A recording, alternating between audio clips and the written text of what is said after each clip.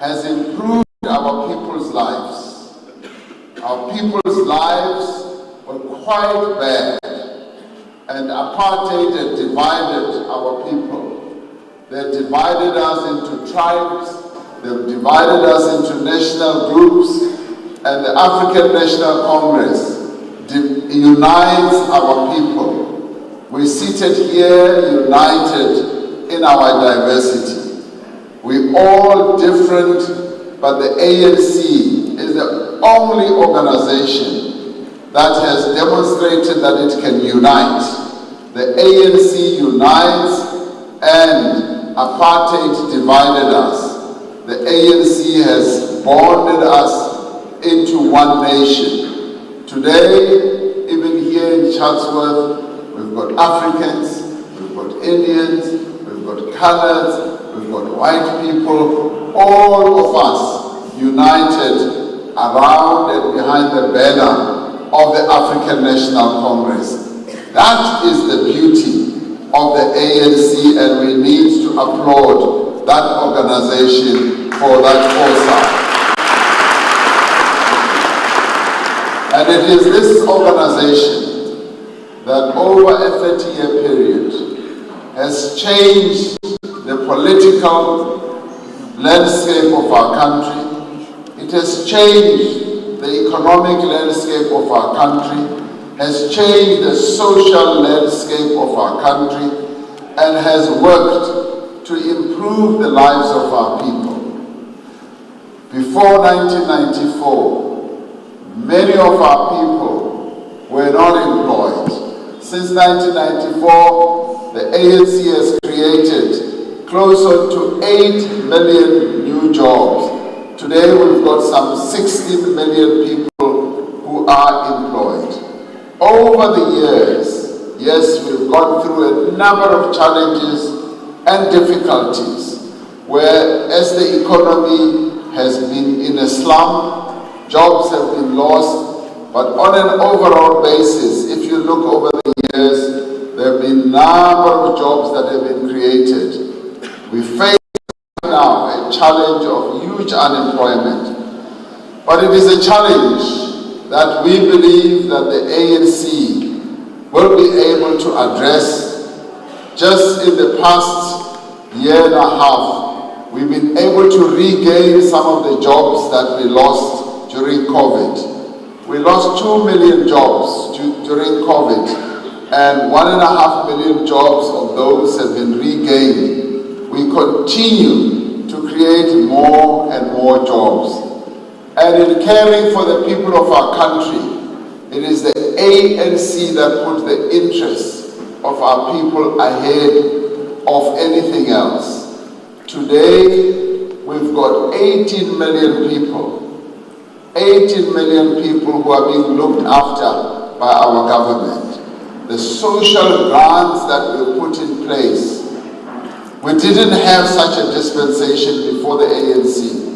Today, the ANC government looks after 18 million people every month. And if you take the 10 million people that now receive the social relief grant that we introduced during COVID, you add another 10 million people, so it means 28 million people are looked after by the ANC-led government. There is no other government on the African continent that cares and looks after people in the way that it does. It's only the ANC-led government that is doing so. That shows the care. Before 1994, our children, mothers, the children that you give birth to and send to school, were never really fed at school. You know very well, you would have to wake up every morning, make a peanut butter sandwich to give your child. Today, those children go to school, and 9 million of them every day are fed by the ANC-led government. Phenomenal success. And I can count many, many other things. Housing is one other major success that, yes, we can count on. But we don't only count on it for what we did in the past. We continue to do so. Our housing human settlement program continues. We have built between 3 to 4 million and 4 million houses over the years. We continue to do so. Where people who deserve houses are given houses free. Free house worth 160,000 rand. Where the government calls you Mama, Father, you deserve a house. Here is a house free. And that program was started by the father of our nation, Nelson Mandela. It continues today. We continue to house the nation, and with the means that we can, we continue to roll out housing for free. You go anywhere on the continent, you will not find many countries that do that for its citizens. Only the ANC-led government is able to do so, and that deserves applause. Our young people who go to school, there are many no-fee schools now, where parents no longer need to pay fees, and the children have now gone into schools. We're now focusing on early childhood development. We're bringing all those early childhood development children into formal education. Now we're faced with big challenges, crime. And we are now focusing on fighting crime. And I've said to the Minister of Police, we need to focus on crime prevention, so that in the areas where you live, police should be able to be there, present, visible, so that we can prevent acts of criminality. And we are going to root out crime wherever you are living, because we want young women, the women of our country and everybody to feel safe and to be safe. I know that in this area there's a lot of criminality, and yes, we are going to go after the gangsters, we are going to go after the crooks, we are going to go after the syndicates, and we are also going to go after those who peddle drugs in our communities. We are going to go after them. And in that regard, we say we know usually who they are. You as community members, you know who they are. And we say, let us work together with our police officers so that we root them out. Our enemy is drugs. Our enemy is criminality, and our enemies are those who steal. And together we can root all those terrible elements out. The provincial chair, Comrade Moniso Tuma, was telling me that we held a big march here in eThekwini where 10,000 people participated, and it was a march against social ills. We want to root out those social ills and root them out of our system and create a better community life for our people. We also are going to focus on development. There are areas in our living areas which have not been well developed. Some have been neglected. And I've been saying to cabinet ministers, I want us now to come up with clear priorities of development, of delivering services to our people. I was having a meeting with our councillors here in eThekwini yesterday, and I was saying we need to be providing services to our people. We need to make sure that there's water. We need to make sure that there's refuse collection. We need to address all those. They made a commitment that, yes, President, we will focus on that. The challenge of electricity is nationwide. It's It's nationwide and it's affecting all of our lives, from right Messina, right through to Cape Agalas, right from the eastern seashore of our country to the western seashore. Everyone is being badly affected by the challenge of electricity. I want you to know that our problems with electricity did not start yesterday. They did not start last week or last year. They started way back before the year 2000.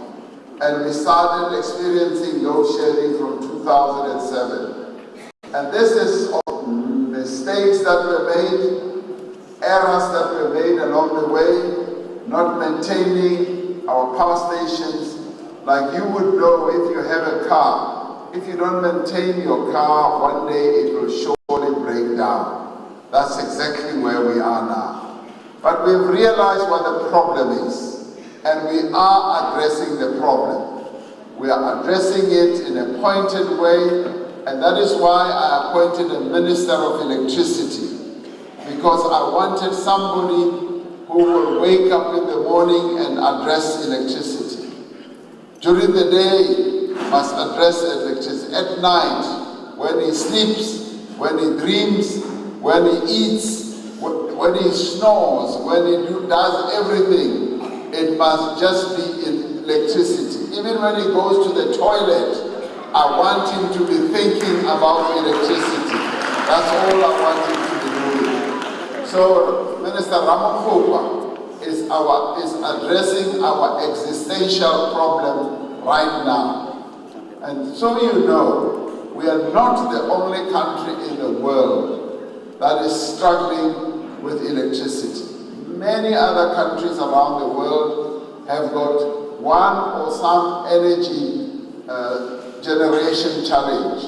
I remember years ago, California was always in the dark. You would have thought that, a more economically developed country like America would not have load shedding and all that. And they had blackouts, complete blackouts. But they found their way through that. Now I want to assure you that we are going to find our way through that. Winter is going to be a challenge. It's going to be an enormous challenge because that's when we use electricity in a big way. And we've come up with a number of solutions. And some of them are to installation of rooftop solar panels so that we can get free electricity from the sun and to power our houses. That is going to be rolled out, and you will get to know exactly how everyone can participate in this. And government will stand behind our people. What I wanted you to know is that we are addressing this challenge. It is a challenge that all of us have, and we are addressing it. And I am sure, absolutely certain, that having appointed an engineer, a person with deep knowledge about electricity, we will be able to solve the problem. There is no problem without a solution, and Ramaphosa is going to solve this problem for us, working together with Minister Mantashe, working together with Pravin Gordhan, working together with all of us. We will be able to solve this problem. So today is a great day for us. What you are signifying by your presence here, and also by those of you who have joined the ANC, you are signifying your hope in the African National Congress. Some people think that all hope is lost with the ANC. And we say we've been around for 111 years, and hope is not lost in the ANC. The majority of people in this country still have hope in the African National Congress. Millions and millions of them. And you are joining the ranks of those who have hope and trust and belief in the African National Congress. We are a movement that is renewing itself. We are dealing with our challenges. All organizations around the world, be they churches, be they religious organizations, sporting organizations, whatever, they go through patches when they have some difficulties. In our case, we've been quite upfront in admitting some of our shortcomings. But you know what? A problem that is admitted is a problem solved. And that is exactly where we are. We've admitted we've got challenges, and now we are solving those challenges. And I saw it for myself yesterday. I was meeting with the entire leadership of the eThekwini region of the ANC. It was like 700 leaders from various branches. They were demonstrating unity, they were demonstrating determination to address the challenges the ANC is facing and to turn around our municipality, our metro, to address the challenges we have, to get government, yes, to repair the damage that was done by the floods, yes, to make sure that we have water, yes, to make sure that there's good refuse removal, yes, to make sure that we fight corruption, that those who have been tempted to get into corrupt activities should be dealt with, so that we free the ANC of any acts of corruption. Today, Comrade Ronnie Pillay has joined our ranks because where he was, there was corruption and it was not being dealt with. And he has felt that he wants to come to the organization that he sees is serious about fighting corruption. And yes, the African National Congress is serious about fighting corruption, and we will succeed. And it is in this regard that I honor him. I honor Comrade Ronnie, and I honor you as well, who are working with him. Your presence here and Comrade Ronnie's decision to join the African National Congress is significant because it shows his confidence and your confidence in Nelson Mandela's organization. And we therefore thank you for that.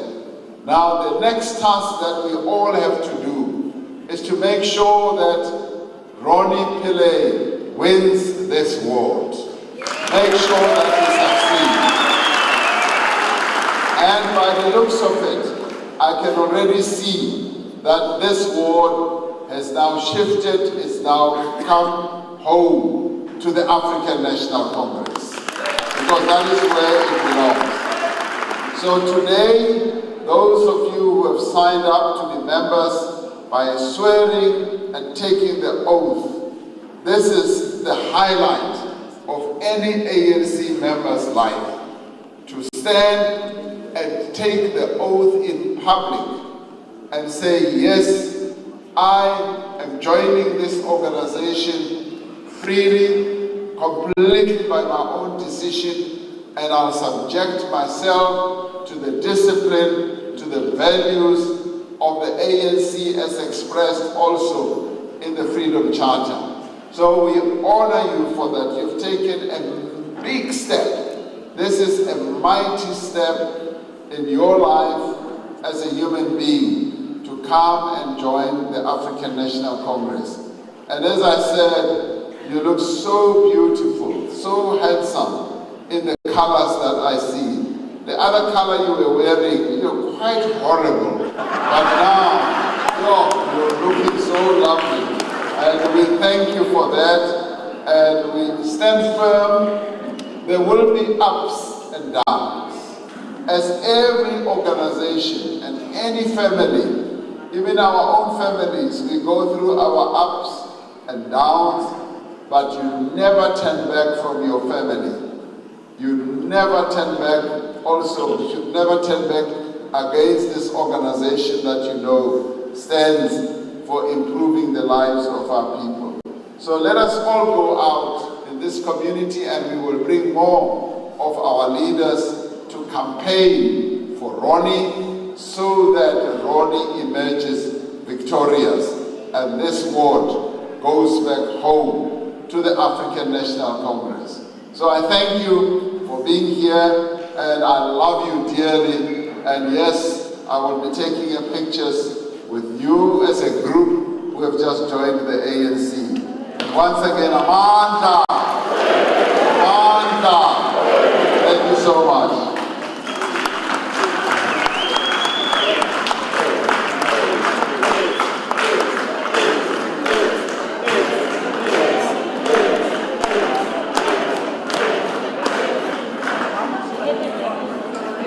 Amanda,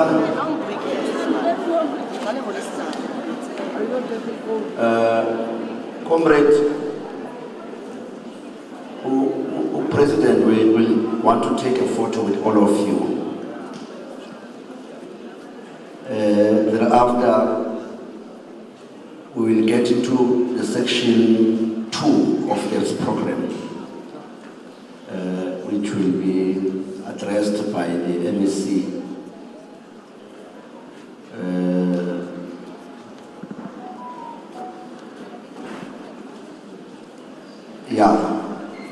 Which will be addressed by the NEC.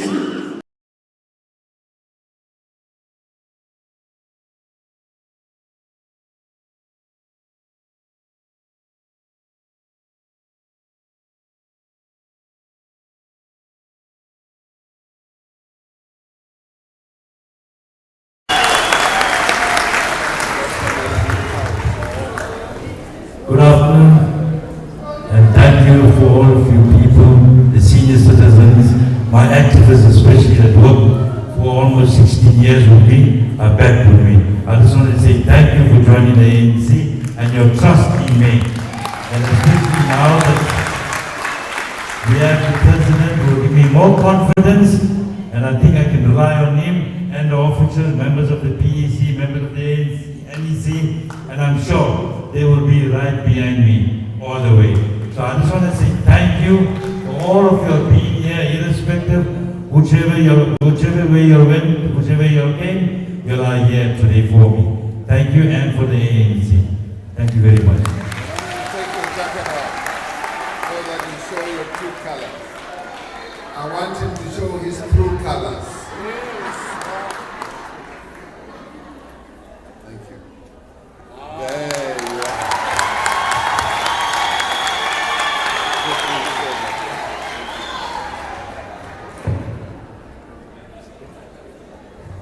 So, thank you, Councillor.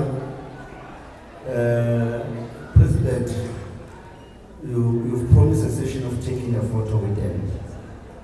I think after the photo, we'll allow the President to go with the leadership. Then we'll remain for section 2. Yes. Comrade with this beautiful shirt, can just come forward here, please.